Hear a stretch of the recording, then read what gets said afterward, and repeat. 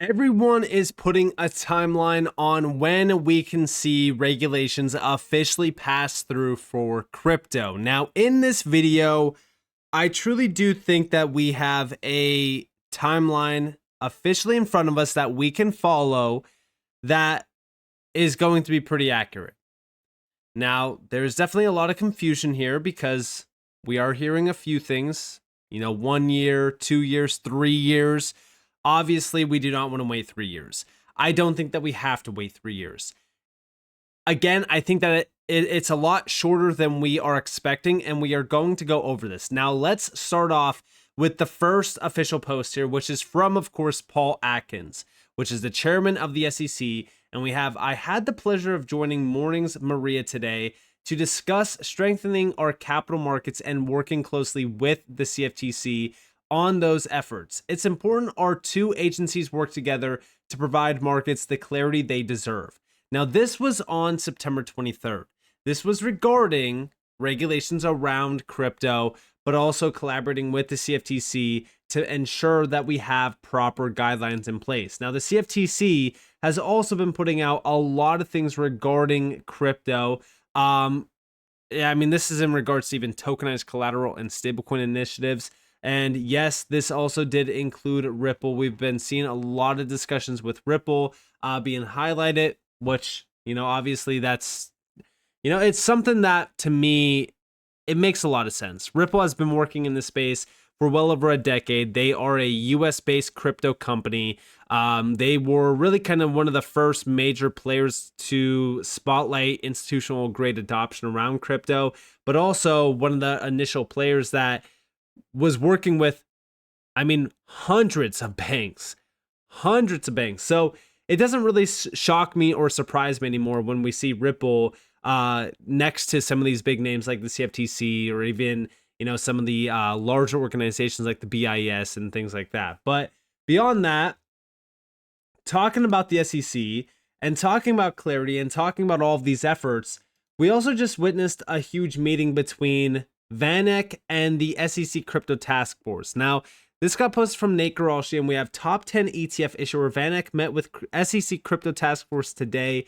Look at this agenda. Discuss implications of tokenization of ETFs and the role of underlying issuer. Hope you are paying attention. And just looking at the titles of this, right?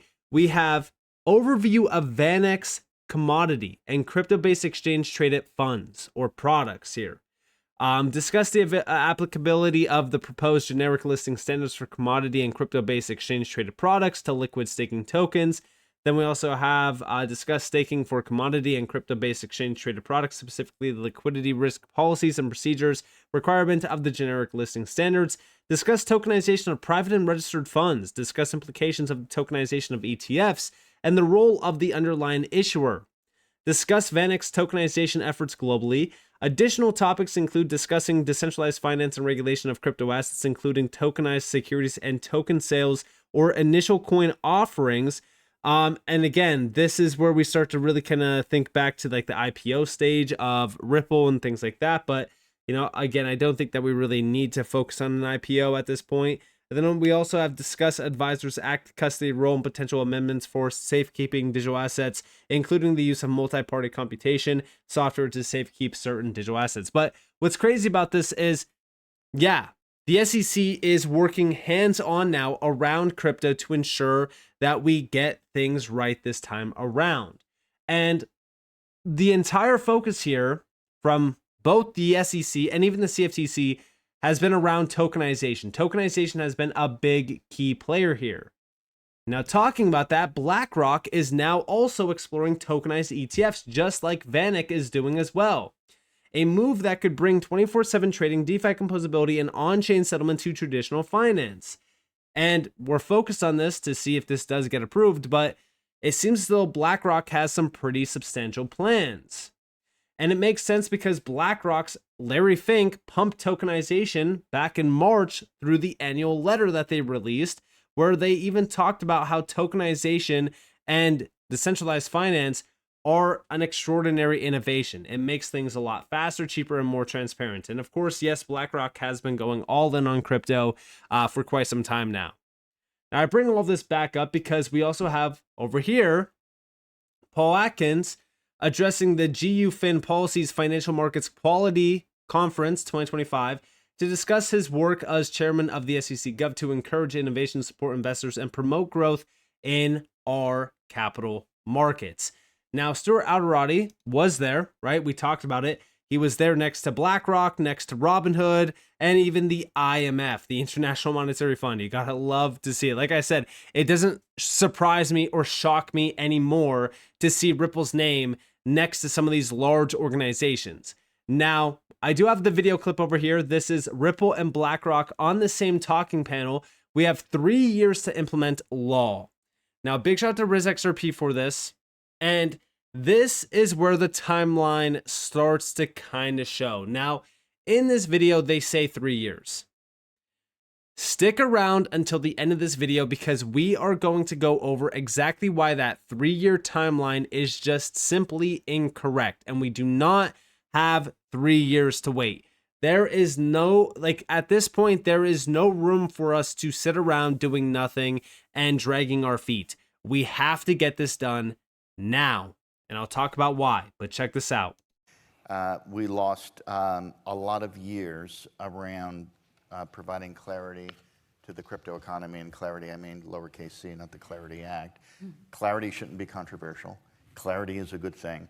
And while we were litigating basic issues in the US courts around whether crypto is a security, whether it's a commodity, the Treasury Department under the prior administration was calling crypto a clear and present danger. Right. Think about that. That's what the language you use for nuclear arsenals.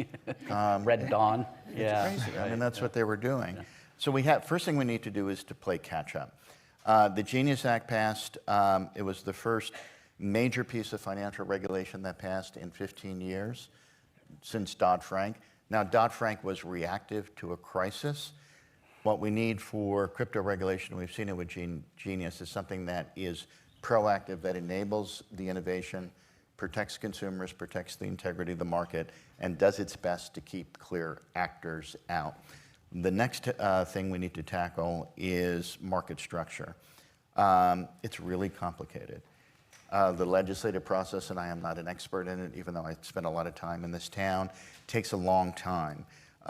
Some will suggest that, yes, let's push hard on market structure, and I think we should.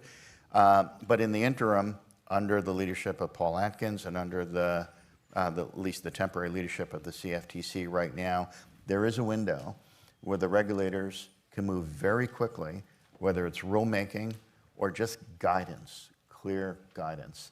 And the SEC has come out with clear guidance on meme coins, on NFTs, on, I think token, what's that? Staking.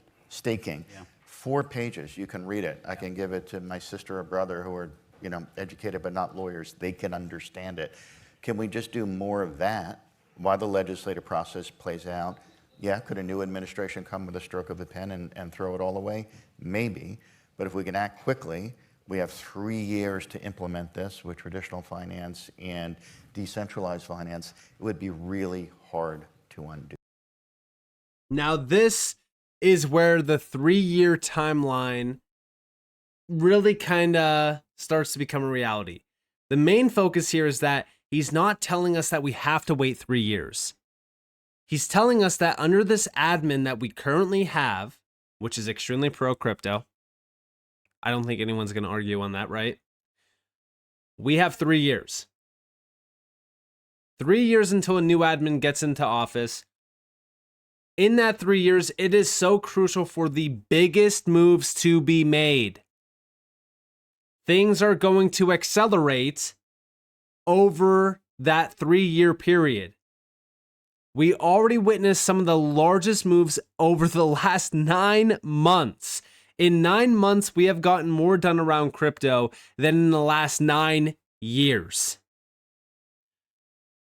We are at that historical point of crypto where it's not time to slow down.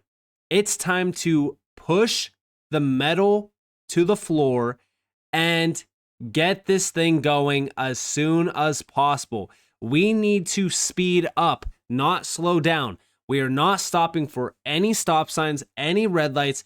We are just going. And that's why when we think about what's been happening, we go over here to Monica Long, president of Ripple.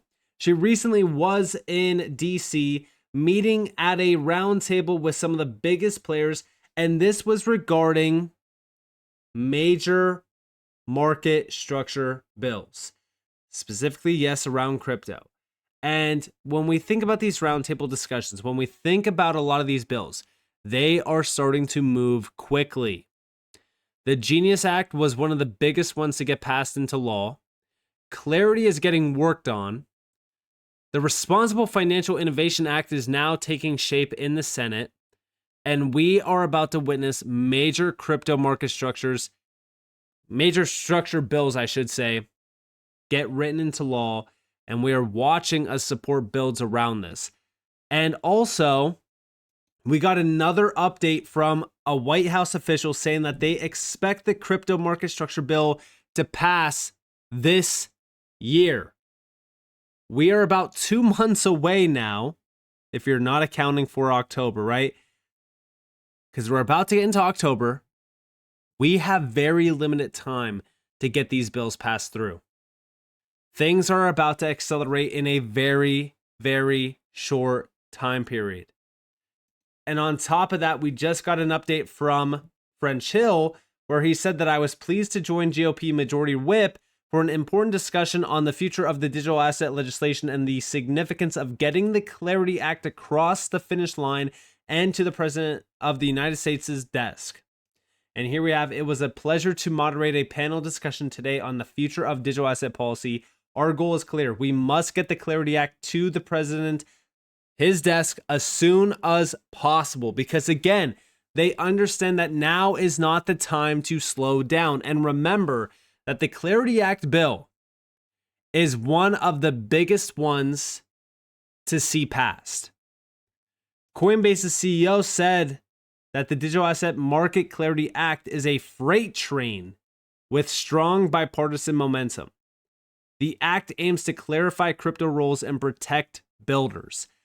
Think about it like this. If we get the Genius and also the Clarity Act get passed fully through in this year alone, that is going to be a historical year for crypto.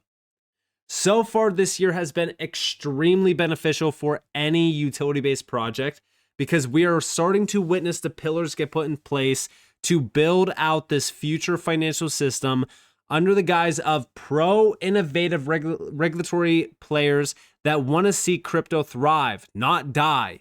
And that's how big of the push it has been, from 2024 into 2025. And we could see it's such a huge difference. We could see the difference firsthand. But on top of all of this, right, the biggest focus point regarding this is that all of the big players like the SEC, the CFTC, all of them are now working together to ensure that over the next 3 years, crypto has everything it possibly needs to take over. The timeline here, what's the logical timeline? Well, we're about to get into October. We have the end of the year to focus on the Clarity Act getting passed through. Beyond that, we technically have 3 more additional years where we see some of the largest moves being made around crypto. I don't think that we are going to really be concerned about, how long things are going to be taking after 2026. Because again, November, we have ISO 2022. The cutoff is in November. That enables major innovation from the banking sector, especially to enable new technologies to be adopted in. And then outside of November, we also know that by the end of this year, we should start to see major moves being made around ETF decisions, around crypto getting even more involved in TradFi. We are starting to see big banks moving in on crypto. So I can only imagine what 2026 is going to look like for adoption and for fundamentals. I don't really care about price action going into 2026. I've said it many times over that, we can't really predict what's going to be happening, 3 or 4 months out, but I'm very hopeful that fundamentals and adoption and even regulatory discussions and the moves being made to accommodate and adopt in and integrate these technologies, that's only going to continue to heat up. So with that being said, I hope that you guys enjoyed this video. If you guys did, definitely leave a like, subscribe, turn notifications on because of more free content. You guys are more than welcome to follow me on Twitter and join the free Discord on the description below. And with that being said, guys, it's been Nick. Thanks for watching. Peace out.